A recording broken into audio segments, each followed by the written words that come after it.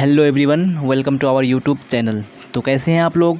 मैं लेके आया हूँ आप लोगों के लिए 12th क्लास हिस्ट्री का मॉडल पेपर है। जी हाँ, जो आपका बोर्ड एग्ज़ाम यानी 2022 पे जो होने वाला है उसका यानी न्यू पैटर्न का मॉडल पेपर आ चुका है, जो मैं आपके सामने में लेके आया हूँ। तो आपको लास्ट तक बने रहना है, क्योंकि हम लोग यहाँ पे जितने भी सारे इंपॉर्टेंट क्वेश्चन हैं वो सारे को हम लोग इसी वीडियो में कवर करेंगे। तो आपको मेरे साथ लास्ट तक बने रहना है, क्योंकि आपको यहाँ पे जितने भी क्वेश्चन कराए जाएंगे ये आपको बोर्ड एग्ज़ाम 2022 में ये आपको 50% इसी से आने के चांसेस रहेंगे। इसलिए आपको लास्ट तक बने रहना है मेरे साथ, और आपको अच्छी लगे तो लाइक करना है और अपने दोस्तों में शेयर करना है। अगर आप इस चैनल पर नए हैं तो चैनल को सब्सक्राइब करके बेल आइकन को दबा लेना है। तो जी हाँ, आपको लास्ट तक ज़रूर मेरे साथ बने रहना है अगर आप यानी बोर्ड एग्ज़ाम में 100+ मार्क्स लाना चाहते हैं। तो चलिए तो देखते हैं, हम लोग यहाँ पे कुछ देख लेते हैं। ये क्या है, इंटरमीडिएट एग्जामिनेशन यानी जो आपका 2022 में होने वाला है उसके लिए ये मॉडल पेपर है। चलिए तो हम लोग आगे देख लेते हैं यहाँ पे क्या है। ओके, कुछ इंस्ट्रक्शन दिए हुए हैं, कुछ निर्देश दिए हुए हैं, ये आपको ध्यान में रखना है। यहाँ पे क्या बोला जा रहा है, आपको 1 से 100 तक यानी हम लोग यहाँ पे 100 क्वेश्चन करेंगे, उसमें से आपको यानी 50 यानी क्वेश्चन का आंसर्स देना है, बाकी का नहीं देना है। तो यहाँ पे हम लोग यानी जितने भी क्वेश्चन है सारे क्वेश्चन को कवर करेंगे। चलिए तो यहाँ पे आपको पर क्वेश्चन में 1 मार्क्स मिलेगा, तो आपको ध्यान में रखना है। चलिए तो हम लोग यहाँ पे फर्स्ट क्वेश्चन देख लेते हैं। यहाँ पे फर्स्ट क्वेश्चन आपको क्या बोला जा रहा है, चलिए आपको स्क्रीन पे दिख रहा होगा और आप लोग कमेंट में आंसर बताते चलिएगा। सिंधु घाटी सभ्यता में विशाल स्नानागार के अवशेष कहाँ से प्राप्त हुए हैं? जी हाँ, तो आपको बताने हैं यानी जो सिंधु घाटी सभ्यता है वहाँ पे एक स्नानागार यानी विशाल स्नानागार का अवशेष मिला है। तो ये कहाँ से मिला है तो आपको बताने हैं। ऑप्शन दिख रहा होगा आपको, फर्स्ट में क्या है हड़प्पा, बी में आपका है मोहनजोदड़ो, सी में है कालीबंगन और डी में आपका है लोथल। चलिए तो आप लोग आंसर बताइए यहाँ पे क्या हो जाएगा आपका। क्वेश्चन नंबर फर्स्ट का आंसर आपका होगा ऑप्शन नंबर बी, यानी जो अवशेष मिला है वो मोहनजोदड़ो में मिला है। तो आप लोग भी अपना आंसर मिलाते चलिएगा। चलिए अब देख लेते हैं हम लोग सेकंड क्वेश्चन। सेकंड क्वेश्चन में यहाँ पे क्या है, हड़प्पा सभ्यता किस युग की सभ्यता है? जी हाँ, तो आपको बताने हैं जो हड़प्पा सभ्यता है यह किस युग की सभ्यता है। नवपाषाण युग, पूर्व पाषाण युग, लौह युग या कांस्य युग? चलिए तो आप लोग आंसर बताइए यहाँ पे क्या हो जाएगा। आपका जो ऑप्शन नंबर डी होगा वो करेक्ट हो जाएगा, यानी कांस्य युग की सभ्यता है कौन, हड़प्पा सभ्यता। चलिए तो आपको आंसर बताते चलना है कमेंट में। चलिए अब अगला क्वेश्चन देख लेते हैं हम लोग। यहाँ पे क्वेश्चन नंबर 3 को देख लेते हैं। तो आपको लास्ट तक बने रहना है, क्योंकि हम लोग यहाँ पे 100 क्वेश्चन को कवर करेंगे और आपका यहाँ पे 50% क्वेश्चन आपको बोर्ड एग्जाम में यहीं से आएगा। तो आपको देखना है मेरे साथ। कालीबंगन कहाँ स्थित है? जी हाँ, तो आपको बताना है जो कालीबंगन है ये कहाँ पे स्थित है। गुजरात में है, राजस्थान में है, महाराष्ट्र में है या पंजाब में है? तो यहाँ पे क्वेश्चन नंबर जो 3 का जो आपका ऑप्शन नंबर बी हो जाएगा, यानी कहाँ पे है, राजस्थान स्टेट में है कालीबंगन। तो आपको याद रखने हैं। चलिए अब अगला क्वेश्चन देख लेते हैं। यहाँ पे हम लोग क्या है क्वेश्चन नंबर 4 में। क्वेश्चन नंबर 4 में क्या बोला जा रहा है, सिंधु घाटी निवासियों, क्या बोला जा रहा है यहाँ पे, सिंधु घाटी निवासियों को निम्नलिखित में से किस धातु का ज्ञान नहीं था? तो यहाँ पे आपको बताने हैं यानी जो वहाँ पे जो सिंधु घाटी सभ्यता में लोग रह रहे थे उनको किस चीज़ का ज्ञान नहीं था। सोने का, चांदी का, लोहा का या तांबा का? तो चलिए आप लोग आंसर बताइए यहाँ पे क्या हो जाएगा। ऑप्शन नंबर आपका सी हो जाएगा, वो करेक्ट हो जाएगा, यानी उनको लोहे के बारे में जानकारी नहीं थी, उनको लोहे के बारे में ज्ञान नहीं था। कहाँ के लोगों को, सिंधु घाटी के लोगों को। चलिए तो अब अगला क्वेश्चन देख लेते हैं। यहाँ पे क्वेश्चन नंबर 5 क्या है। क्वेश्चन नंबर 5 में मौर्य वंश का संस्थापक कौन था? तो आपको बताने हैं जो मौर्य वंश था उसका संस्थापक कौन था, उसको यानी उनका फाउंडर कौन था। चंद्रगुप्त मौर्य, कुमारगुप्त या स्कंदगुप्त या अशोक? चलिए तो यहाँ पे जो आपका क्वेश्चन नंबर 5 का जो आपका ऑप्शन नंबर ए हो जाएगा वो करेक्ट हो जाएगा, चंद्रगुप्त मौर्य। चलिए तो आप लोग भी आंसर बताते चलिएगा। यहाँ पे क्या होगा, आप लोग कमेंट में इधर उधर की बातें नहीं कीजिएगा, क्योंकि ये सारा इंपॉर्टेंट क्वेश्चन है, ये आपको हर हाल में यानी बोर्ड एग्जाम में आपको पूछा जाएगा। तो आपको ध्यान से क्लास को अटेंड करना है और लास्ट तक करना है। देख लेते हैं हम लोग क्वेश्चन नंबर 6। यहाँ पे क्या है, अशोक किस वंश का शासक था? जी हाँ, तो आपको बताने हैं जो अशोक था ये बहुत ही महान सम्राट था, वो किस वंश का था। नंद वंश, मौर्य वंश, पाल वंश या हर्यक वंश? तो यहाँ पे कौन सा आपका आंसर हो जाएगा, यानी जो आपका ऑप्शन नंबर बी है वो करेक्ट हो जाएगा, मौर्य वंश। तो अशोक किस वंश का था, मौर्य वंश का शासक था, राजा था। चलिए तो अब अगला क्वेश्चन देख लेते हैं हम लोग इसी तरह से, और आप लोग इसी तरह से आंसर बताते चलिएगा। किस शासक को प्रियदर्शी कहा जाता है? तो यह आपको बताने हैं कौन से शासक है, कौन से बादशाह है जिनको प्रियदर्शी कहा जाता था, उनको प्रियदर्शी का टाइटल मिला था। यहाँ पे ऑप्शन नंबर ये है आपका अशोक, बी में है समुद्रगुप्त, सी में है चंद्रगुप्त और डी में आपका है बिंदुसार। तो यहाँ पे कौन सा आंसर हो जाएगा आपका, यानी ऑप्शन नंबर 7 का आपका ए हो जाएगा, यानी बिंदुसार को, सॉरी अशोक को क्या किसका खिताब मिला था, यानी प्रियदर्शी कहा जाता था, उनको इसका खिताब मिला था। चलिए अब अगला क्वेश्चन देख लेंगे यहाँ पे क्वेश्चन नंबर 8 को। क्वेश्चन नंबर 8 में क्या बोला जा रहा है, प्रयाग प्रशस्ति की रचना किसने की। जी हाँ, तो आपको बताने हैं जो प्रयाग प्रशस्ति है उनकी रचना किसने की थी, उसको किसने लिखा था। ऑप्शन आपका ए है कालिदास, बी में है बाणभट्ट, सी में है आपका हरिसेन, डी में है आपका पतंजलि। तो यहाँ पे आपको आंसर बताने हैं क्वेश्चन नंबर 8 का। चलिए तो मैं आपको आंसर बता रहा हूँ यहाँ पे, जो आपका ऑप्शन नंबर सी है वो हरिसेन आपका करेक्ट आंसर हो जाएगा। तो मैं आपको बता दूं हरिसेन जो था वो गुप्त राजवंश के जो सम्राट थे यानी समुद्रगुप्त, उनके दरबारी क्या थे, कवि थे। कौन, हरिसेन। तो आपको याद रखना है ये कौन थे, यानी जो गुप्त वंश था उनके जो राजा थे समुद्रगुप्त, उनके ये दरबारी कवि थे हरिसेन। तो ये आपको ध्यान में रखने हैं। चलिए अब अगला क्वेश्चन देख लेंगे हम लोग यहाँ पे क्वेश्चन नंबर 9 को। तो आप लोग कमेंट में आंसर देते जरूर चलिएगा, क्या होगा यहाँ पे क्वेश्चन नंबर 9 का आंसर। चलिए नाग यानी गंगापुत्र किसे कहा जाता था। तो आपको बताने हैं गंगापुत्र किसे कहा जाता था, अर्जुन को कहा जाता था, या विदुर को कहा जाता था, या भीष्म को, या पांडु को कहा जाता था। तो यहाँ पे कौन सा हो जाएगा आपका क्वेश्चन नंबर 9 का आंसर जी। तो आपका ऑप्शन नंबर जो सी है वो करेक्ट हो जाएगा, यानी भीष्म को गंगा पुत्र कहा जाता था, यानी गंगा का बेटा कहा जाता था। तो ये आपको ध्यान में रखने हैं, बहुत ही इंपॉर्टेंट क्वेश्चन है।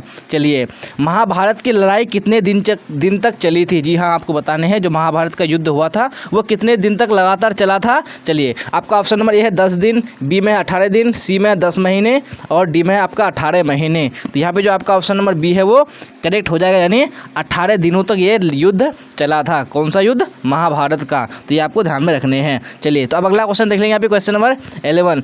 क्या है क्वेश्चन नंबर 11 में, महावीर का जन्म कहाँ हुआ था। तो आपको बताने हैं जो महावीर थे उनका जन्म कहाँ हुआ था। चलिए तो क्वेश्चन नंबर आपको ऑप्शन दिया हुआ है यहाँ पे। फर्स्ट ऑप्शन क्या है, लुम्बिनी, पावापुरी, कुंडलग्राम और सारनाथ। तो जी हाँ, तो आप बताइए यहाँ पे कौन सा हो जाएगा आपका आंसर, ए होगा, बी होगा, सी होगा या डी होगा। चलिए तो यहाँ पे जो आपका ऑप्शन नंबर सी है वो यानी कुंडलग्राम में हुआ था महावीर का जन्म। तो मैं आपको बता दूं जो कुंडलग्राम है वो वैशाली में स्थित है। तो ये आपको ध्यान में रखने हैं। चलिए अब अगला क्वेश्चन देख लेंगे हम। अगला क्वेश्चन क्या है यहाँ पे हमारा, और आप लोग इसी तरह आंसर देते चलिएगा। यहाँ पे क्या होगा आपको लास्ट तक देखना है, क्योंकि हम लोग यहाँ पे 1 to 100 क्वेश्चन करेंगे, जो कि आपको 50% से ज़्यादा आपको एग्जाम में, यानी जो आपका एनुअल एग्जाम होने वाला है 2022 में, यह आपको पूछा जाएगा। तो आपको वीडियो को स्किप नहीं करना है, एंड नहीं करना है, आपको लास्ट तक मेरे साथ बने रहना है। क्या है क्वेश्चन नंबर 12 में, स्तूप किस धर्म से संबंधित है। जी हाँ, आपको बताना है जो स्तूप है वो किस धर्म से रिलेटेड है, जैन धर्म, बौद्ध धर्म, हिंदू धर्म या सिख धर्म। तो यहाँ पे जो आपका क्वेश्चन नंबर 12 है उसका जो आपका ऑप्शन नंबर बी है वो करेक्ट हो जाएगा, यानी बौद्ध धर्म से संबंधित है स्तूप। चलिए अगला क्वेश्चन देख लेंगे। यहाँ पे क्वेश्चन नंबर 13 में क्या है, बादशाहनामा किसने लिखा था। तो यहाँ पे आपको बताना है जो बादशाहनामा था उसको किसने लिखा था। ऑप्शन ए है आपका है फैजी, बी में है आपका अबुल फजल, सी में है अब्दुल हमीद लाहौरी, और डी में आपका है निजामुद्दीन अहमद। तो यहाँ पे जो क्वेश्चन नंबर 13 है जो उसका आपका ऑप्शन नंबर बी है वो करेक्ट, ऑप्शन नंबर सी है वो करेक्ट हो जाएगा। अब्दुल हमीद लाहौरी ने बादशाहनामा लिखा था। चलिए अब अगला क्वेश्चन देख लें। यहाँ पे हम लोग क्वेश्चन नंबर 14 देखेंगे। क्या है क्वेश्चन नंबर 14 में, भारत का अंतिम मुगल सम्राट कौन था। जी हाँ, तो आपको बताने हैं जो अंतिम शासक मुगल साम्राज्य का कौन था, शाहजहां, औरंगजेब, बहादुर शाह जफर और मोहम्मद शाह। तो यहाँ पे जो आपका ऑप्शन नंबर सी है वो करेक्ट हो जाएगा, यानी बहादुर शाह जफर मुगल सम्राट का यानी मुगल सम्राट का अंतिम शासक था। तो जी हाँ, मैं आपको एक सवाल पूछ रहा हूँ, तो आपको बताने हैं यानी मुगल सम्राट का पहला शासक कौन था। तो आप लोग कमेंट में जरूर बताइएगा। चलिए अब अगला क्वेश्चन देख लेंगे। यहाँ पे क्वेश्चन नंबर 15। क्या है क्वेश्चन नंबर 15 में, पानीपत का प्रथम युद्ध कब हुआ था। तो यहाँ पे आपको बताने हैं जो पानीपत की पहली लड़ाई हुई थी वो कब हुई थी, 1509 में, 1526 में, 1556 में और 1561 में। जी हाँ, तो यहाँ पे जो आपका ऑप्शन नंबर बी है वो करेक्ट हो जाएगा, यानी 1526 ईस्वी में पानीपत का प्रथम युद्ध हुआ था। तो यहाँ पे आपको बताने हैं किस किस के साथ में हुआ था। आप लोग कमेंट में बताइएगा, मैं ज़रूर आपका यानी कमेंट का रिएक्ट करूँगा, बताऊँगा आपको ने कौन ने कैसा किसने यानी कैसा आंसर दिया है। चलिए यहाँ पे आपको दिख रहा होगा क्वेश्चन नंबर 16। क्या है यहाँ पे, विजयनगर साम्राज्य का महानतम शासक कौन था। जी हाँ, तो आपको बताने हैं जो विजयनगर साम्राज्य था उसका जो महान शासक कौन था, वीर सिंह, कृष्णदेव राय अच्युत राय या सदाशिव राय। तो यहाँ पे जो आपका क्वेश्चन नंबर 16 है उसका जो ऑप्शन नंबर बी है वो करेक्ट हो जाएगा, यानी कृष्णदेव राय। ये क्या था, विजयनगर जो साम्राज्य था उसका बहुत ही महान क्या था, ये शासक था। चलिए अब अगला क्वेश्चन देख लेंगे हम लोग। इसी तरह क्वेश्चन नंबर 17 को देखेंगे और आप लोग भी इसी तरह क्वेश्चन का आंसर बताते चलिएगा कमेंट बॉक्स में। हरिहर एवं बुक्का किस वंश के थे? तो यहाँ पे आपको बताना है जो हरिहर और बुक्का थे वो किस वंश के थे, संगम वंश या तुलुब वंश या सालुब वंश या अरावी वंश। तो यहाँ पे जो आपका ऑप्शन नंबर ए है वो करेक्ट हो जाएगा, यानी ये दोनों किस वंश के थे, संगम वंश के थे और ये दोनों क्या थे, वो संस्थापक थे। तो हरिहर एवं बुक्का वो कौन थे, दोनों भाई थे। चलिए तो ये आपको भी ये ध्यान में रखना है। चलिए और आप लोग कमेंट में आंसर ज़रूर बताइएगा, मैं सबका कमेंट पढ़ूँगा। चलिए यहाँ पे क्या है, क्वेश्चन नंबर 18 में यहाँ पे क्या बोला जा रहा है, विजयनगर की यात्रा पर आने वाला प्रथम विदेशी यात्री कौन था? तो यहाँ पे आपको बताना है जो विजयनगर साम्राज्य था ये बहुत ही बड़ा साम्राज्य था, तो उस पर यानी जो प्रथम विदेशी यात्री कौन आया था ये आपको बताने हैं। निकालो कोंटी, अब्दुल रज्जाक, यानी डेमिंग गोस पेइस या फर्नाओ नूनीज। यस, तो यहाँ पे आपका ऑप्शन कौन सा हो जाएगा करेक्ट, यानी जो आपका ऑप्शन नंबर यानी 18 का होगा वो बी हो जाएगा, यानी अब्दुल रज्जाक था जो पहला विदेशी था जो विजयनगर साम्राज्य की यात्रा की थी। चलिए अब अगला क्वेश्चन देख लें। यहाँ पे क्या है, क्वेश्चन नंबर 19 में शेख मोइनुद्दीन चिश्ती का दरगाह कहाँ है? तो यहाँ पे आपको बताना है जो मोइनुद्दीन चिश्ती है उनका दरगाह शरीफ कहाँ है, अजमेर में, दिल्ली में, आगरा में, धौलापुर में। जी हाँ, तो आपको पता ही होगा यहाँ पे जो आपका ऑप्शन नंबर यानी ए है वो करेक्ट हो जाएगा, यानी कहाँ पे है, अजमेर में है। चलिए अब अगला क्वेश्चन देख लेंगे। यहाँ पे क्वेश्चन नंबर 20 को हम लोग क्या है, क्वेश्चन नंबर 20 में तलवंडी किसका जन्म स्थान था? तो यहाँ पे आपको बताने हैं कौन थे जो तलवंडी में पैदा हुए थे। आपका ए में है कबीर, नानक, यानी नानक से मतलब हो गया आपका गुरु नानक देव, उसके बाद रैदास या मीराबाई। चलिए तो यहाँ पे कौन सा आपका आंसर हो जाएगा क्वेश्चन नंबर 20 का, यहाँ पे जो आपका ऑप्शन नंबर बी है वो करेक्ट हो जाएगा, यानी गुरु नानक देव का जो गुरु नानक देव थे उनका जन्म हुआ था तलवंडी में। चलिए अब अगला क्वेश्चन देख लें। यहाँ पे क्वेश्चन नंबर 21 क्या है, क्वेश्चन नंबर 21 में कुतुब मीनार का निर्माण किसने शुरू किया था? तो आपको बताने हैं जो कुतुब मीनार है वो उनका जो निर्माण यानी उनको बनाना किसने शुरू किया था। ऑप्शन ए में है आपका इल्तुतमिश, बी में है आपका जलालुद्दीन खिलजी, सी में आपका है कुतुबुद्दीन ऐबक या डी में आपका है रजिया सुल्तान। तो यहाँ पे जो आपका ऑप्शन नंबर है वो सी होगा, वो करेक्ट हो जाएगा, यानी कुतुबुद्दीन ऐबक ने इसको निर्माण करना शुरू किया था। लेकिन उसकी जो पूरी तामीर यानी जिसको पूरी तरह से बनाया किसने था, इल्तुतमिश ने बनाया था, जो कि कुतुबुद्दीन ऐबक का क्या था, वो क्या था, उनका एक गुलाम था, यानी उनका एक अनुयायी था। उनके बाद कुतुबुद्दीन ऐबक के बाद इल्तुतमिश क्या बना था, सम्राट बना था, राजा बना था। चलिए अब अगला क्वेश्चन देख लेंगे। यहाँ पे क्वेश्चन नंबर 22 क्या है, क्वेश्चन नंबर 22 में बीजक में किसके उपदेश संग्रहित हैं? तो यहाँ पे बताना है जो बीजक है एक ग्रंथ है, तो उसमें किसके उपदेश दिए हुए हैं, कबीर के, गुरु नानक देव के, चैतन्य के या रामानंद के? तो यहाँ पे आप लोग आंसर बताइएगा। जो आपका ऑप्शन नंबर ए है वो करेक्ट हो जाएगा, यानी कबीर के उपदेश संग्रहित है बीजक में। चलिए अब अगला क्वेश्चन देखिए। यहाँ पे क्वेश्चन नंबर 23। चलिए तो आप लोग आंसर बताते चलिएगा और आप लोग ये भी बताते चलिएगा कि आप लोगों को क्लास करने में मज़ा आ रहा है कि नहीं आ रहा है, ताकि मुझे पता चले आप लोगों को क्लास करने में मज़ा आ रहा है तो मुझे भी खुशी होगी, और आप लोगों को मज़ा नहीं भी आए तो आपको क्लास करना है, क्योंकि आपको बोर्ड एग्जाम में 400+ मार्क्स लाने हैं। तो ये आपको हर हाल में वीडियो को एंड तक देखना है। चलिए क्वेश्चन नंबर 23 का आप लोग आंसर बताइए।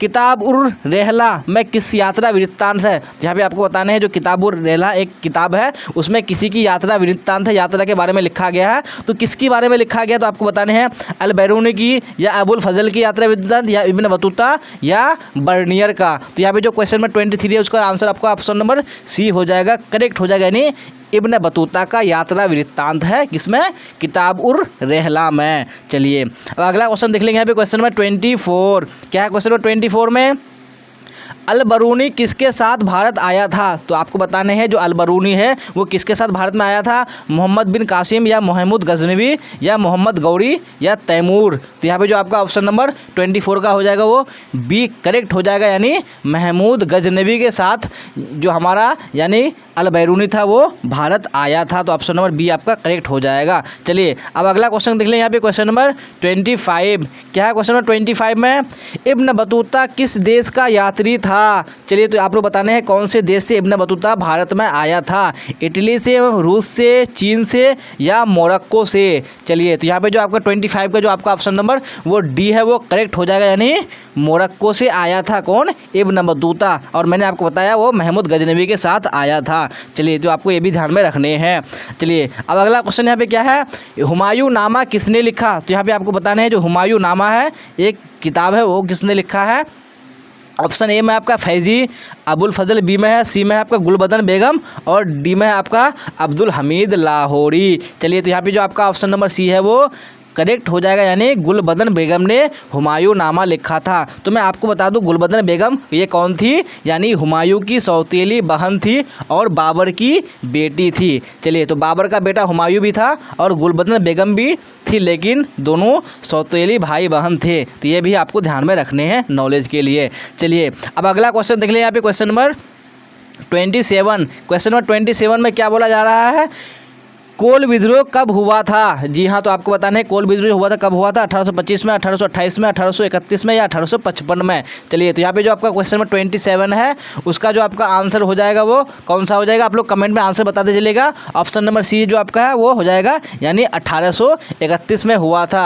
यानी जो कोल विद्रोह हुआ था, एक कोल जाति के लोगों ने ये विद्रोह किया था, इसलिए इसका नाम कोल विद्रोह रखा गया है। तो वो कब हुआ था, 1831 में हुआ था। चलिए अब अगला क्वेश्चन देख लें, यहाँ पे क्वेश्चन नंबर 28 क्या है। क्वेश्चन 28 में संथाल विद्रोह के नेता कौन थे, यानी जो संथाल विद्रोह हुआ था उनके नेता कौन थे, सिद्धू और कान्हू या बुद्धू भगत या बिरसा मुंडा या ताना भगत। चलिए तो यहाँ पे जो क्वेश्चन नंबर 28 है उसका जो आपका ऑप्शन नंबर जो ए है वो करेक्ट हो जाएगा, यानी सिद्धू कान्हू ये क्या थे, संथाल विद्रोह के ये दोनों नेता थे। चलिए अब अगला क्वेश्चन देख लें, यहाँ पे क्वेश्चन नंबर 29 अस्थाई बंदोबस्त क्या है, अस्थाई बंदोबस्त कॉर्नवालिस ने कब लागू किया था। जी हाँ, तो बंगाल में एक यानी अस्थाई बंदोबस्त लागू हुआ था, ये कॉर्नवालिस ने किया था, जो कि क्या था, ये गवर्नर जनरल था उस समय। ये कब लागू किया गया था, 1770 में या 1772 में या 1793 में या 1795 में। चलिए तो यहाँ पे जो आपका क्वेश्चन नंबर 29 है उसका जो आपका ऑप्शन सी है वो करेक्ट हो जाएगा, यानी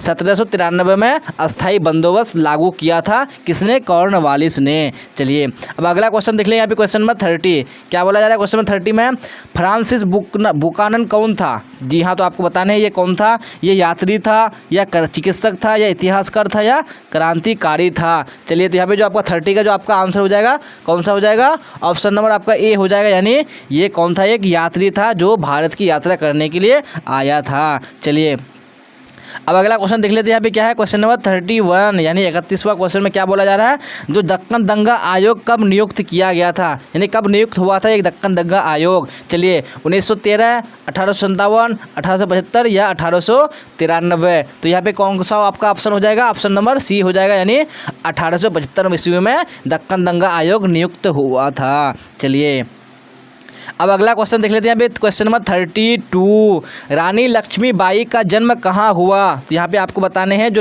रानी लक्ष्मीबाई है उनका जन्म कहाँ हुआ था, झांसी में या काशी में या कानपुर में या कालपी में। जी हाँ, तो आपको पता ही होगा ऑप्शन नंबर ए, यानी झांसी में हुआ था, इसलिए रानी लक्ष्मीबाई को झांसी की रानी भी कहा जाता है। चलिए अब अगला क्वेश्चन देख लेते हैं, यहाँ पे क्वेश्चन नंबर 33 क्या है। 33वां क्वेश्चन में हमारा 1857 के विद्रोह का पटना में नेतृत्व किसने किया था। जी हाँ, जब 1857 में जो विद्रोह हुआ था तो उसमें भारत में यानी जो पटना में उसका विद्रोह का जो नेतृत्व किसने किया था, पीर अली ने, अमर सिंह ने, वाजिद अली ने या कुंवर सिंह ने। जी हाँ, तो यहाँ पे जो आपका ऑप्शन नंबर डी है वो करेक्ट हो जाएगा, यानी कुंवर सिंह ने पटना में 1857 के विद्रोह का नेतृत्व किया था। चलिए अब देख लेते हैं हम लोग यहाँ पे अगला क्वेश्चन, क्वेश्चन नंबर 34। और आप लोग कमेंट में बताइएगा कि आप लोगों को क्लास करने में मज़ा आ रहा है।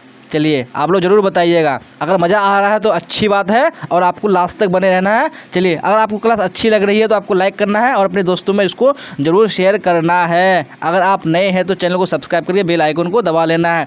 ये आपको हर हाल में मॉडल पेपर पूरा देखना है क्योंकि आपको एग्ज़ाम में बहुत ही हेल्पफुल रहेगा। चलिए यहाँ पे क्या बोला जा रहा है आपको देखिए, 1857 के विद्रोह के समय भारत का गवर्नर जनरल कौन था। चलिए तो आपको बताने हैं, यानी जो 1857 में विद्रोह हुआ था उसमें भारत का गवर्नर जनरल कौन था, वेल्सली था यानी लॉर्ड वेल्सली या बेंटिक या कैनिंग या डलहौजी। तो यहाँ पे जो आपको बताने हैं वो कौन था ये आपको बताने हैं। चलिए यहाँ तो यहाँ पे जो आपका क्वेश्चन नंबर 34 है उसका जो आपका आंसर हो जाएगा यानी ऑप्शन नंबर आपका सी हो जाएगा, यानी कौन, लॉर्ड कैनिंग। उस समय क्या था, गवर्नर जनरल था जब 1897 में, यानी सॉरी 1857 में जब विद्रोह हुआ था। चलिए अब अगला क्वेश्चन देख लेते हैं। यहाँ पे क्वेश्चन नंबर 35, क्या 35 में यहाँ पे वास्को डी गामा भारत कब आया, तो आपको बताने हैं। चलिए मार्च 1498 में, या मई 1498 में, या मार्च 1598 में, या मई 1598 में। जी हाँ, तो यहाँ पे जो आपका ऑप्शन नंबर यानी क्या हो जाएगा, वो बी होगा, वो करेक्ट हो जाएगा।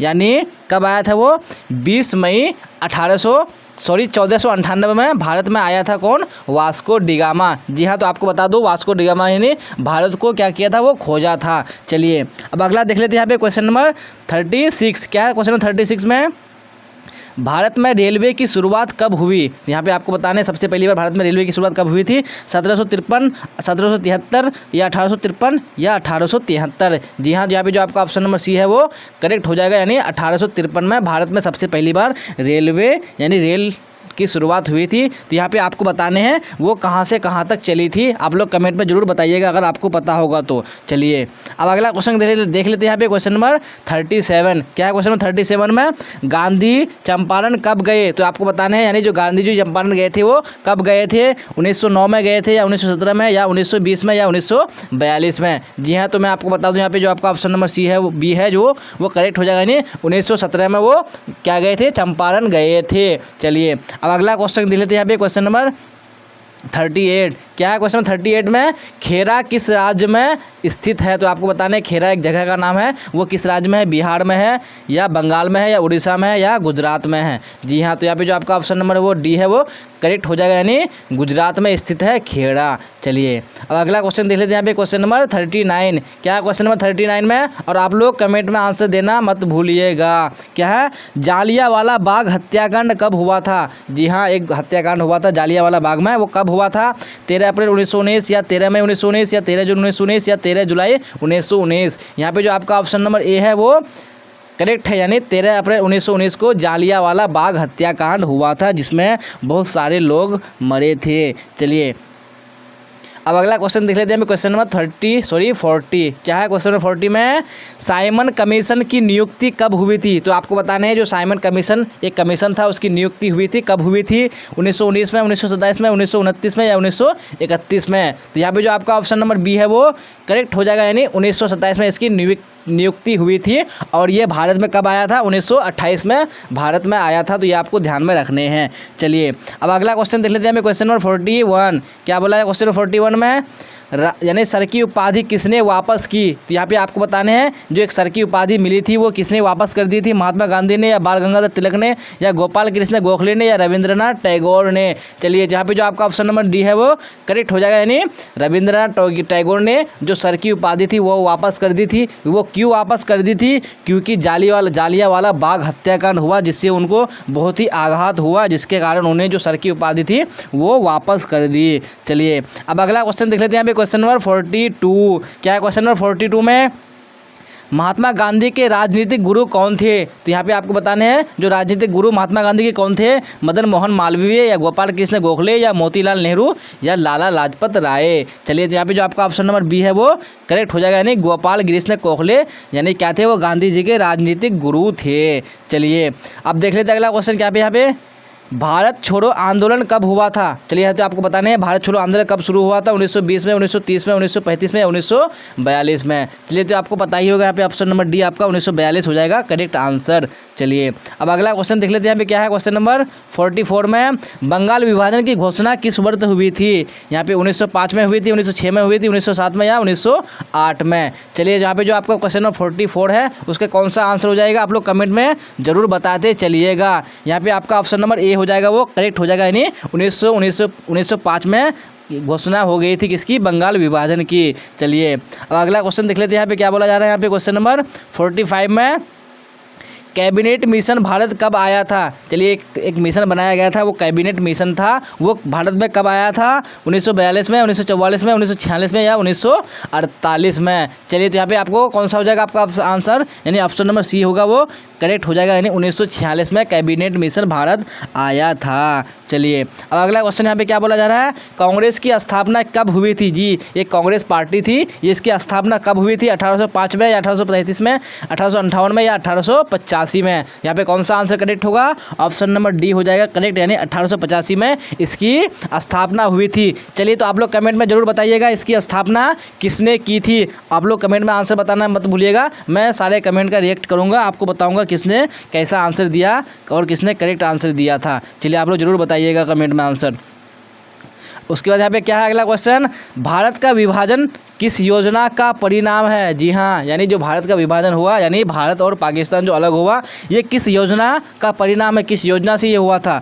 क्रिप्स योजना या कैबिनेट मिशन योजना या वेवेल योजना या माउंटबेटन योजना? जी हाँ, यहाँ पे जो आपका ऑप्शन नंबर डी है वो करेक्ट हो जाएगा, यानी माउंटबेटन योजना के तहत क्या हुआ था? भारत का विभाजन हुआ था। तो इस योजना में क्या था कि भारत, यानी क्या होगा, भारत और ये दोनों क्या होंगे, अलग अलग राष्ट्र बनेंगे और जिनको क्या मिलेगी, यानी अब खुद यानी सत्ता उनको वापस मिल जाएगी इस योजना के तहत।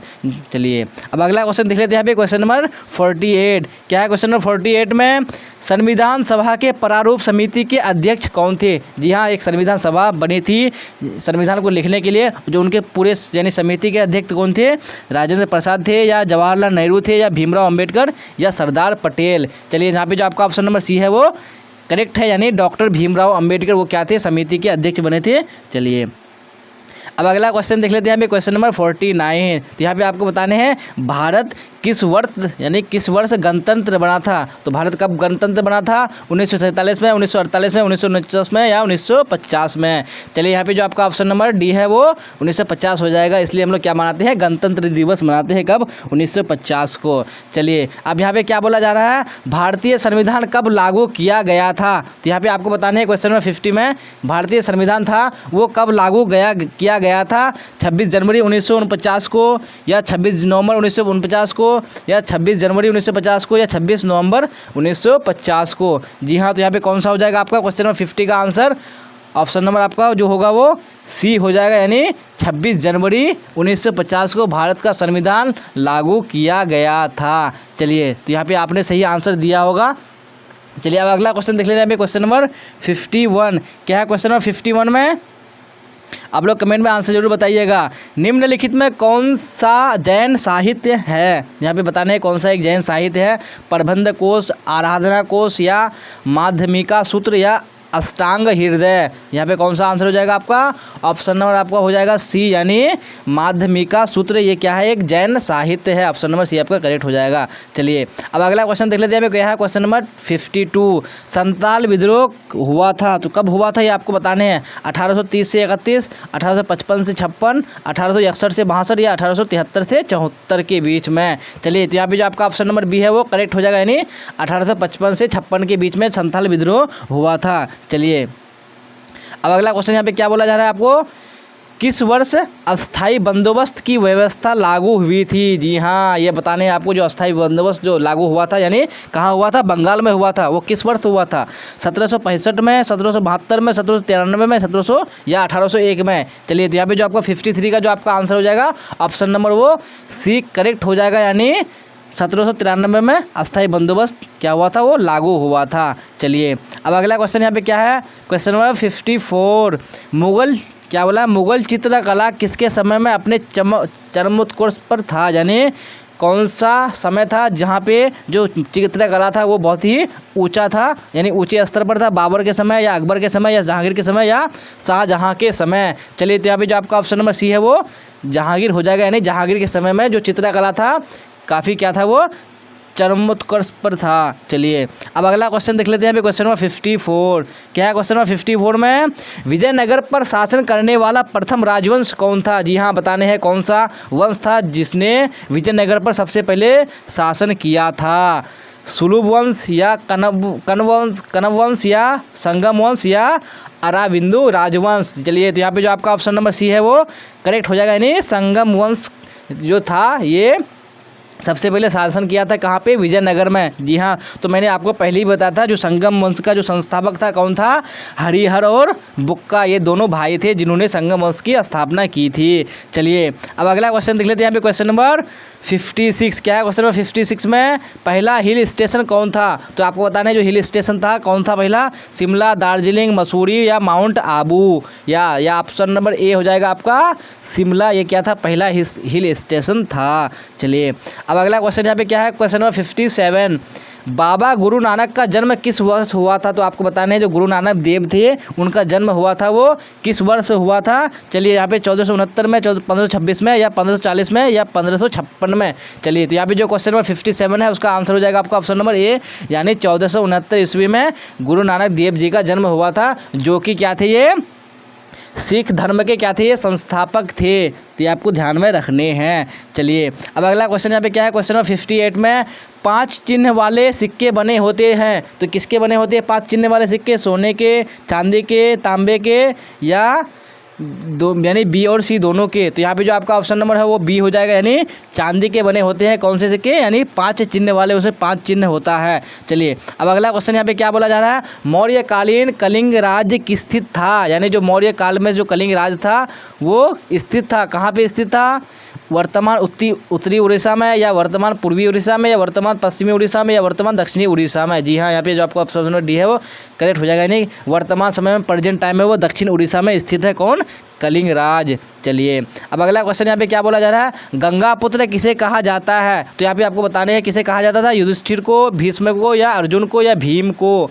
यस, यहाँ पे जो आपका ऑप्शन नंबर बी है वो करेक्ट हो जाएगा, यानी भीष्म को क्या कहा जाता था, गंगा पुत्र कहा जाता था। चलिए अब अगला क्वेश्चन यहाँ पे क्या बोला जा रहा है, क्वेश्चन नंबर 61 में किस भू राजस्व व्यवस्था में, यानी कौन सा जो भू राजस्व व्यवस्था था जिसमें जो सरकार ने भूमि का जो मालिकाना हक था किसानों को दिया था, तो कौन सी व्यवस्था के अंतर्गत, महलवाड़ी, जमींदारी, या स्तंभदारी, या रैयतवाड़ी। चलिए तो यहाँ पे जो आपका ऑप्शन नंबर डी है वो करेक्ट है, यानी रैयतवाड़ी व्यवस्था के अंतर्गत जो मालिकाना हक था वो किसानों को दिया गया था। चलिए तो ये आपको ध्यान में रखने हैं और आपको कमेंट में आंसर जरूर बताने अगर आपको पता हो तो। क्या है यहाँ पे, सविनय अवज्ञा आंदोलन में गांधी जी ने नमक कानून तोड़ा, तो ये कब तोड़ा था, 1 अप्रैल 1930 को, 13 अप्रैल 1930 को, या 25 अप्रैल 1930 को, या 30 अप्रैल 1930 को। तो यहाँ पे जो आपका ऑप्शन नंबर ये है वो करेक्ट हो जाएगा, यानी 1 अप्रैल 1930 को उन्होंने नमक कानून तोड़ा था। चलिए अब अगला क्वेश्चन यहाँ पे क्या बोला जा रहा है, क्वेश्चन नंबर 63 में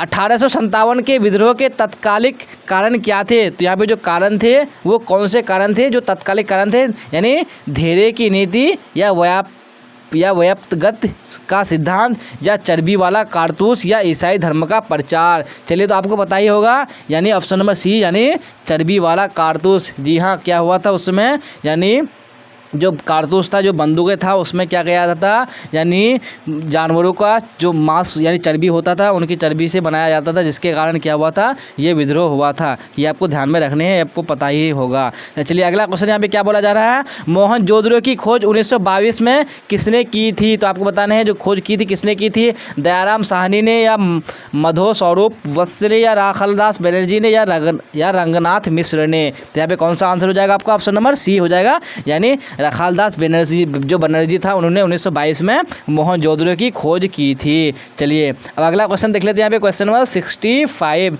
क्या है, क्वेश्चन नंबर 65 में महात्मा गांधी 1917 में किसके अनुरोध पर चंपारण गए, यानी जो किसने रिक्वेस्ट किया था महात्मा गांधी को चंपारण आने के लिए, तो आपको बताने हैं, राजेंद्र प्रसाद ने, या राजकुमार शुक्ल ने, या गोपाल कृष्ण गोखले ने, या अरविंद घोष ने। जी हाँ, यहाँ पे जो आपका ऑप्शन नंबर बी है वो करेक्ट है, यानी राजकुमार शुक्ल था, ये चंपारण का एक किसान था, उन्होंने महात्मा गांधी जी से क्या किया था, रिक्वेस्ट किया, काफ़ी रिक्वेस्ट किया कि मेरे यहाँ आइए, और उन्होंने महात्मा गांधी को साथ में लेके गया था चंपारण। चलिए अब अगला क्वेश्चन यहाँ पे क्या बोला जा रहा है, कितने वर्ष की आयु में जो महावीर ने घर का परित्याग किया, यानी कौन सा आयु था, कितने वर्ष की उम्र के थे जब उन्होंने घर को त्याग दिया था, 29 वर्ष, 30 वर्ष, 25 वर्ष, या 35 वर्ष। यहाँ पे कौन सा आंसर है, बी, यानी 30 वर्ष की आयु में उन्होंने घर का त्याग कर दिया था, घर को छोड़ दिया था। चलिए अब यहाँ पे 67 में क्वेश्चन नंबर 67 में क्या है, 510 ईस्वी में सती प्रथा के साक्ष्य अभिलेख कहाँ मिले हैं? यानी जो सती प्रथा पहले हुआ करता था तो उसका जो साक्ष्य मिला था उसका कहाँ मिला था? सारण में या गुर्जरा में या मास्की में या एरन में? तो यहाँ पे जो आपका ऑप्शन नंबर डी है वो करेक्ट है, यानी एरन में उसका साक्ष्य मिला था। चलिए अगला क्वेश्चन देख लेंगे। यहाँ पे क्वेश्चन नंबर 68 क्या है? यहाँ पे क्वेश्चन नंबर 68 में क्षत्रिय शब्द का साहित्यिक अर्थ ये क्या है? तो आपको बताना है जो क्षत्रिय शब्द है उसका साहित्यिक अर्थ क्या है? राजा, लड़ाकू या रक्षक या राज पर अधिकार होना। जी हाँ, तो यहाँ पे ऑप्शन नंबर सी वो करेक्ट है, यानी रक्षक। क्षत्रिय शब्द का जो अर्थ होता है वो होता है रक्षक। चलिए अब अगला क्वेश्चन देख लें। यहाँ पे क्वेश्चन नंबर 69 क्या है? क्वेश्चन नंबर 69 में प्राचीन भारत के महाकाव्य के नाम बताइए। जो प्राचीन भारत था उसका महाकाव्य का नाम बताना है आपको। क्या है? महाभारत या ऋग्वेद, मनुस्मृति या इनमें से कोई नहीं। तो यहाँ पे जो आपका ऑप्शन नंबर ए है, यानी महाभारत, ये क्या है? प्राचीन भारत के महाकाव्य है और ये सबसे बड़ा महाकाव्य है। कौन? महाभारत। चलिए अगला क्वेश्चन यहाँ पे क्या है? फ्रांसवा जो बर्नियर था वो कौन था? चिकित्सक था, दार्शनिक था, इतिहासकार था या इनमें सभी? जी हाँ, तो ये इनमें क्या हो जाएगा आपका? सभी हो जाएगा, यानी वो चिकित्सक भी थे, दार्शनिक भी थे और इतिहासकार भी थे। कौन? Francois Bernier. चलिए अगला क्वेश्चन यहाँ पे क्या बोला जा रहा है आपको? सिंधु घाटी निवासियों को किस धातु का ज्ञान नहीं था? तो आपको बताना है कौन सा धातु था जिनका ज्ञान नहीं था। कौन से? यानी सिंधु घाटी के निवासियों को, सिंधु घाटी में रहने वाले लोगों को। सोना का, चांदी का, लोहा का या तांबा का? चलिए तो यहाँ पे जो आपका ऑप्शन नंबर सी है वो करेक्ट है, यानी लोहा का ज्ञान नहीं था उनको। जो क्या होता है? लोहा। अगला क्वेश्चन यहाँ पे क्या बोला जा रहा है?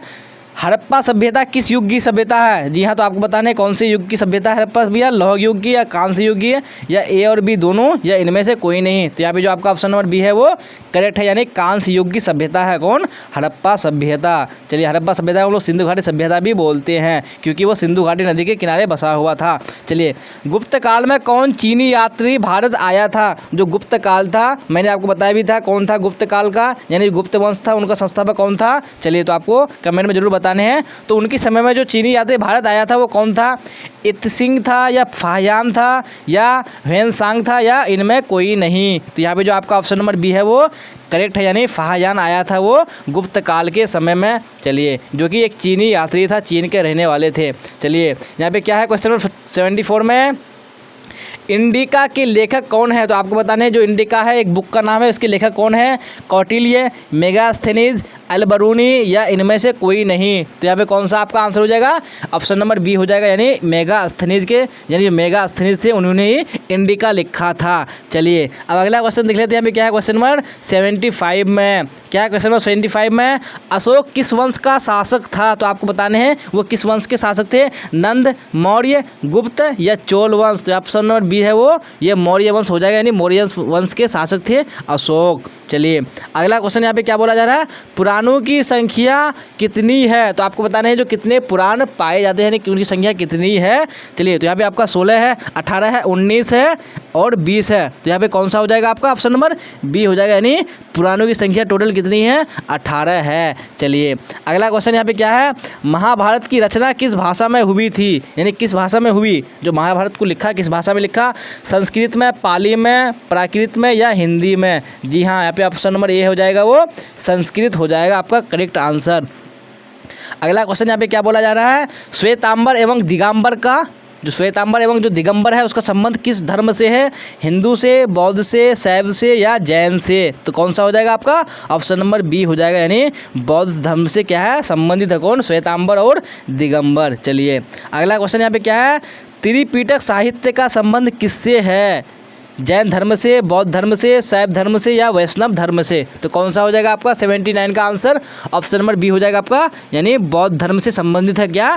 त्रिपिटक। चलिए अब अगला क्वेश्चन देख लेते हैं। यहाँ पे आपको बता दो, यहाँ पे जो त्रिपिटक है ये बौद्ध धर्म का प्रमुख ग्रंथ है, तो ये आपको ध्यान में रखने हैं। त्रिपिटक क्या है? ये बौद्ध धर्म का प्रमुख ग्रंथ है। चलिए अगला क्वेश्चन यहाँ पे क्या है? क्वेश्चन नंबर 80 में सवार का संबंध किससे था? तो आपको बताने हैं जो सवार है ये किससे संबंध था?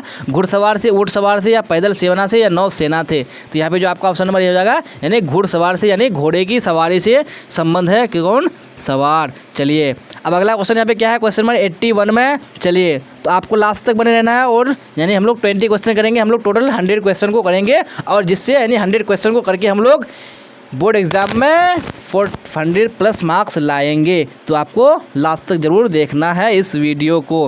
क्या है यहाँ पे, महाभारत की रचना किसने की थी, आपको बताना है किसने महाभारत को लिखा था। वाल्मीकि, मनु ने या याज्ञवल्क्य ने या वेद व्यास ने। जी हाँ, यहाँ पे जो ऑप्शन नंबर डी हो जाएगा वो करेक्ट हो जाएगा, यानी महर्षि वेद व्यास ने महाभारत की रचना की थी। चलिए अगला क्वेश्चन यहाँ पे क्या बोला जा रहा है, किस भारतीय शासक को नेपोलियन की संज्ञा दी गई है, यानी किसे नेपोलियन कहा गया है, भारतीय नेपोलियन को। बताइए, चंद्रगुप्त को, समुद्रगुप्त को या कनिष्क को या हर्षवर्धन को। तो कौन सा हो जाएगा आपका क्वेश्चन नंबर 82 का जो आपका आंसर हो जाएगा ऑप्शन नंबर बी हो जाएगा, यानी समुद्रगुप्त को, यानी क्या क्या है उसको नेपोलियन की संज्ञा दी गई है। चलिए अगला क्वेश्चन यहाँ पे क्या है, 83 में 16 महाजनपदों में सबसे शक्तिशाली महाजनपद कौन था। जी हाँ, तो यहाँ पे मैं आपको बता दूँ, यहाँ पे जो था, जो 16 महाजनपदों में बटा हुआ था कौन, विजयनगर साम्राज्य। तो उन विजयनगर साम्राज्य में जो सबसे महत्वपूर्ण, यानी जो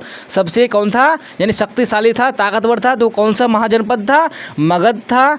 ऑप्शन में मगध था या अवंती था या कौशल था या गांधार था। जी हाँ, तो यहाँ पे जो आपका ऑप्शन नंबर ए है, यानी मगध, ये क्या था, विजयनगर साम्राज्य का ये सबसे शक्तिशाली महाजनपद था। उस समय विजयनगर साम्राज्य कितने महाजनपदों में बटा हुआ था, 16 महाजनपदों में बटा हुआ था। चलिए अगला क्वेश्चन यहाँ पे देख लेंगे हम लोग, क्वेश्चन नंबर 84 में क्या है, इब्न बतूता किस देश का निवासी था। तो आपको बताना है जो इब्न बतूता थे वो कहाँ के रहने वाले थे, पुर्तगाल के, मोरक्को के, मिस्र के या फ्रांस के। जी हाँ, तो यहाँ पे जो आपका ऑप्शन नंबर हो जाएगा बी, वो हो जाएगा मोरक्को के रहने वाले थे कौन, इब्न बतूता। चलिए अगला क्वेश्चन यहाँ पे क्या बोला जा रहा है, कुतुब मीनार का निर्माण किसने शुरू किया था, इल्तुतमिश ने, जलालुद्दीन खिलजी ने या कुतुबुद्दीन ऐबक ने या रजिया ने। जी हाँ, तो मैंने आपको बताया था किसने किया था, कुतुबुद्दीन ऐबक ने शुरुआत की थी और उन्होंने, यानी पूरे कंप्लीट किसने किया था, इल्तुतमिश ने किया था। चलिए अगला क्वेश्चन यहाँ पे क्या बोला जा रहा है आपको, उत्तर भारत में भक्ति आंदोलन का आरंभ किस संत ने किया था, यानी जो भक्ति आंदोलन आरंभ हुई थी उत्तर भारत में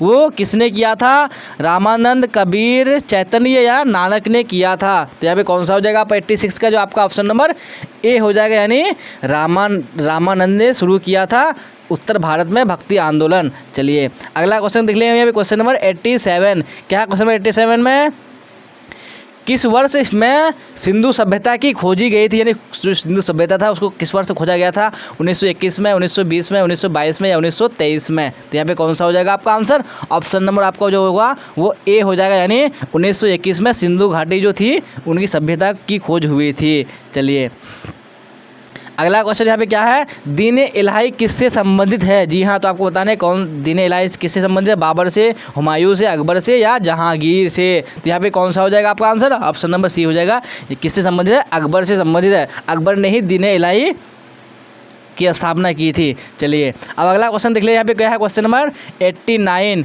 क्या बोला जा रहा है क्वेश्चन नंबर 89 में, स्थापत्य कला का सबसे अधिक विकास किसके समय में हुआ था। जी हाँ, तो हम लोगों ने पढ़ा था सबसे पहले, यानी जो चित्रकला का विकास यानी किसके समय में चरम उत्कर्ष पर था, तो हम लोगों ने पढ़ा था जहांगीर में। लेकिन यहाँ पे क्या है, स्थापत्य कला है, तो आपको बताने हैं अकबर के समय में, जहांगीर के समय में या शाहजहाँ के समय में या औरंगजेब के समय में। तो यहाँ पर जो आपका ऑप्शन नंबर सी है वो करेक्ट आंसर, यानी शाहजहाँ के समय में क्या हुआ था, सबसे अधिक विकास हुआ था किसका, स्थापत्य कला का। चलिए अगला क्वेश्चन यहाँ पे क्या बोला जा रहा है, भारत का अंतिम मुगल शासक कौन था। तो आपको बताने हैं जो मुगल शासक थे वो अंतिम कौन थे, बहादुर शाह जफर। तो यहाँ पे कौन सा हो जाएगा आपका, शाहजहाँ, औरंगजेब, मोहम्मद शाह या Bahadur Shah Zafar. Option number D आपका करेक्ट हो जाएगा, यानी बहादुर शाह जफर वो आखिरी मुगल शासक थे। चलिए अब अगला क्वेश्चन देख लिया, यहाँ पे क्वेश्चन नंबर 91, क्या बोला जा रहा है 91 में, निजामुद्दीन औलिया की दरगाह कहाँ स्थित है। जी हाँ, तो आपको बताना है जो निजामुद्दीन औलिया है उनकी दरगाह शरीफ कहाँ पे है, दिल्ली में, आगरा में, फतेहपुर सीकरी में या अजमेर में। तो यहाँ पे जो आपका ऑप्शन नंबर ए हो जाएगा, यानी कहाँ पे है वो निजामुद्दीन औलिया का जो मजार शरीफ है वो दिल्ली में है। चलिए अगला क्वेश्चन देख लिया, यहाँ पे क्वेश्चन नंबर 92, क्या है क्वेश्चन नंबर 92 में, किस रिपोर्ट का संबंध भारत में ईस्ट इंडिया कंपनी के क्रियाकलापों से है। तो कौन सा रिपोर्ट है जिसका संबंध किससे है, ईस्ट इंडिया कंपनी से है। 11वीं रिपोर्ट, 23वीं रिपोर्ट, 5वीं रिपोर्ट या इनमें कोई नहीं। तो जी हाँ, तो यहाँ पे ऑप्शन नंबर सी हो जाएगा, 5वीं रिपोर्ट का जो संबंध है वो ईस्ट इंडिया कंपनी से है। चलिए अब अगला क्वेश्चन देख लिया, यहाँ पे क्वेश्चन नंबर 93, क्या है क्वेश्चन नंबर 93 में, सम्राट अशोक के अभिलेख अधिकांशतः किस लिपि में है? यानी सम्राट अशोक ने जो अभिलेख लिखा था वो अधिकांश यानी ज़्यादातर किस लिपि में लिखा था? ब्राह्मी, प्राकृत, अरेमाइक या शौरसेनी? तो यहाँ पे कौन सा हो जाएगा आपका? ऑप्शन नंबर ए हो जाएगा, ब्राह्मी लिपि में उन्होंने लिखा था। चलिए अब अगला क्वेश्चन यहाँ पे क्या है? क्वेश्चन नंबर 95 यानी 94 में प्राचीन भारत के महाकाव्य के नाम है। तो कौन से महाकाव्य है जो प्राचीन भारत के हैं? महाभारत, ऋग्वेद, मनुस्मृति या इनमें कोई नहीं? यहाँ पे ऑप्शन नंबर ए हो जाएगा, महाभारत आपका करेक्ट आंसर हो जाएगा। चलिए अगला क्वेश्चन यहाँ पे क्या है? क्वेश्चन नंबर 95 में रामानंद के शिष्य कौन थे? तो आपको बताने हैं कौन से शिष्य थे रामानंद के? रैदास, कबीर, धन्ना एवं पीपा एवं या डी में सभी? जी हाँ, तो यहाँ पे ऑप्शन नंबर डी हो जाएगा आपका, यानी सभी ये क्या थे? रामानंद के शिष्य थे। रैदास भी थे, कबीर भी थे, धन्ना एवं पीपा भी थे। चलिए सारे किसके? रामानंद के शिष्य थे। चलिए अगला क्वेश्चन यहाँ पे क्या बोला जा रहा है आपको दिख रहा होगा स्क्रीन पे। किस ग्रंथ में आदम से लेकर यानी कौन सा ग्रंथ है जिसमें आदम से लेकर अकबर के काल तक का इतिहास है? यानी आदम से लेकर उन्होंने अकबर के जो शासन काल थे उनके बारे में पूरा लिखा हुआ है। कौन सा ग्रंथ है? बाबरनामा, अकबरनामा, जहांगीरनामा या इनमें से सभी? तो यहाँ पे आपका ऑप्शन नंबर बी हो जाएगा, यानी अकबरनामा में लिखा हुआ है। तो यहाँ पे आपको मैं एक क्वेश्चन पूछ रहा हूँ, अकबरनामा किसने लिखा था? तो आप लोग कमेंट में आंसर जरूर बताते चलिएगा। चलिए तो आप लोग जरूर बताइएगा, मैं आपको जरूर देखूंगा आंसर को। क्या पे है? प्रथम बौद्ध संगीति कहाँ हुई थी? जी हाँ, तो प्रथम जो बौद्ध की संगीति हुई थी कहाँ हुई थी? पाटलिपुत्र, वैशाली, कश्मीर या राजगृह में? तो यहाँ पे कौन सा हो जाएगा आपका 97 का आंसर? ऑप्शन नंबर डी हो जाएगा, यानी राजगृह में हुई थी प्रथम बौद्ध संगीति। चलिए अगला क्वेश्चन यहाँ पे क्या बोला जा रहा है आपको? ऋग्वेद के पुरुष सूक्त में सर्वप्रथम किस वर्ण का उल्लेख मिलता है? ब्राह्मण, जैरठ, वैश्य या शूद्र का? जी हाँ, तो यहाँ पे आपका ऑप्शन नंबर हो जाएगा ए, यानी ब्राह्मण होता है। उसके बाद कौन होता है? ब्राह्मण के बाद क्षत्रिय होता है, उसके बाद होते हैं कौन? शूद्र होते हैं, उसके बाद होते हैं वैश्य। तो ये आपको ध्यान में रखने हैं। चलिए अब अगला क्वेश्चन देख लेते हैं यहाँ पे क्वेश्चन नंबर 99। क्या क्वेश्चन नंबर 99 में रूस में विद्या का जनक किसे कहा जाता है? यानी जो रूस में भारत विद्या का जनक किसे कहा जाता है? निकोली कॉन्टी को या अफनासी निकितम को या जीएस लिविदेव को या डेमिमोस पेइस को? तो यहाँ पे आपका ऑप्शन नंबर सी हो जाएगा, यानी जीएस लिविदेव को भारत विद्या का जनक कहा जाता है। कहाँ? रूस में। चलिए अब अगला क्वेश्चन देखिए यहाँ पे, ये हमारा आखिरी क्वेश्चन है। इसी के साथ जो हमारा जो मॉडल पेपर है 2022 का वो पूरा ख़त्म हो जाएगा, जिससे हम लोग क्या करेंगे? बहुत ही इंपॉर्टेंट क्वेश्चन को कवर कर लेंगे और हम लोग बोर्ड यानी परीक्षा में क्या करेंगे? अच्छा मार्क्स लाएंगे। चलिए तो आखिरी क्वेश्चन का आप लोग आंसर दीजिएगा। हड़प्पा सभ्यता के उत्खनन की घोषणा जॉन मार्शल ने किस वर्ष की थी? 1920 में, 1921 में, 1924 में या 1925 में? जी हाँ, तो कब की थी उन्होंने? तो यहाँ पे जो आपका 100 का जो आपका ऑप्शन हो जाएगा बी हो जाएगा, वो करेक्ट हो जाएगा। यानी 1921 में उन्होंने घोषणा की थी। किसने? जॉन मार्शल ने। जी हाँ, तो हम लोगों ने जो 2022 का जो न्यू पैटर्न का जो मॉडल पेपर है हम लोगों ने पूरा कंप्लीट कर लिया है। अगर आपने वीडियो को लास्ट तक देखा है तो आपको मज़ा आया होगा और आपने यानी बहुत अच्छा किया, क्योंकि आपको बोर्ड एग्ज़ाम में इसी क्वेश्चन आपको 50% ज़रूर आएगा। चलिए तो आपको ये जितने भी कराए गए हैं आपको अगर याद नहीं था तो आपको नोट कर लेना है, और पता था तो अच्छी बात है। फिर हम लोग इसी तरह के यानी जो मॉडल पेपर होंगे वो सारे को कवर करेंगे। चलिए अगर आप इस चैनल पे नए हैं तो आपको चैनल को सब्सक्राइब कर लेना है, और अगर आपको क्लास अच्छी लगी है तो आपको लाइक करना है और अपने दोस्तों में इसको शेयर करना है। चलिए अगर आपने जो हमारा चैनल है वो बीबीपी हेल्प नाम से है, क्या है? बीबीपी हेल्प नाम से एक टेलीग्राम चैनल है। अगर आपने वहाँ पे नहीं जुड़ा है तो वहाँ पे जुड़ जाइए, क्योंकि जितनी भी क्लासेस होती हैं वहाँ पे सबका नोटिफिकेशन टाइम पे डाल दिया जाता है, ताकि आप क्लास को हर समय वहाँ पे आसानी से अटेंड कर सकें। चलिए, और अगर हमारा आपने जो ऐप है वो डाउनलोड नहीं किया है, वो भी बीबीपी हेल्प ऐप नाम से है ऐप, जो प्ले स्टोर में है। वहाँ पे आपको जितने भी नोट्स हैं, पीडीएफ्स हैं, सब्जेक्टिव ऑब्जेक्टिव, वो सारा आपको टेस्ट सीरीज, मॉडल पेपर सब कुछ आपको ऐप में मिल जाएगा। आप वहाँ से परचेज़ कर सकते हैं, जो कि प्ले स्टोर में है, और यहाँ पे डिस्क्रिप्शन में भी लिंक डाला हुआ है, आप वहाँ से भी डाउनलोड कर सकते हैं। चलिए तो यहाँ तक आज की क्लास को हम लोग यहीं पे रहने देते हैं, फिर हम लोग नेक्स्ट क्लास करेंगे। चलिए तो यहाँ तक बने रहने के लिए आप सबका धन्यवाद। फिर मिलेंगे हम लोग अगली क्लास में। Till then bye bye, tata, see you on the next class.